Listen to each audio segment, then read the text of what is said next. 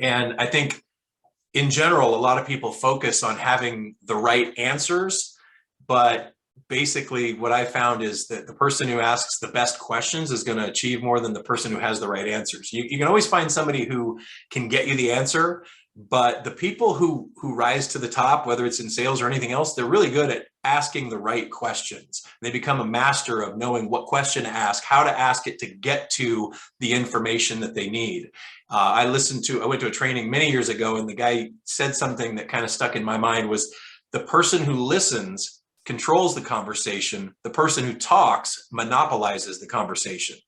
And so I always laugh when people talk about being in sales, oh, you'd be perfect for sales. You're such a good talker. And yet the higher you advance in sales and the more difficult kind of a sale it is, the less it's about talking and the more it's about listening. And listening on its own is only half the battle, because people don't even know, going back to that doctor's office, let let one more person in here. You go back to the doctor's office, I don't necessarily know what things I need to tell the doctor. I can't just walk in unless I'm well versed on it and I've studied and researched it and whatever, been through this scenario before.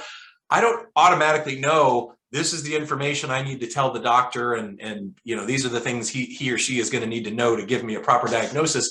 It's kind of on the doctor to know what questions to ask and to be able to ask those questions in a way that I understand and that I can provide the information they need. And so that responsibility falls on us. We listen and control the conversation because we're asking questions and then listening. It's one of the reasons why the cliche of salespeople answer questions with questions is so true, because the person who's asking the questions, if you look in life and look at everything, the person asking the questions is usually in control. The person, the state patrol that pulls you over and is asking you questions, they're in control. You go to court and the judge is asking you questions, they're in control. A good doctor who knows how to ask those questions to find out the diagnosis, they're in control. They're controlling that process. Now, if they're not a very good doctor or they don't know much and they're not asking the right questions, I'll start asking questions and they start answering questions. I've taken control of that conversation.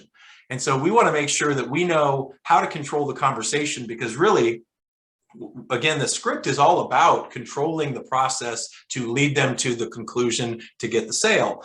But since there's only so much you can script, a lot of it has to do with playing off of the customer and asking the questions and the follow-up questions and then what to do with that information.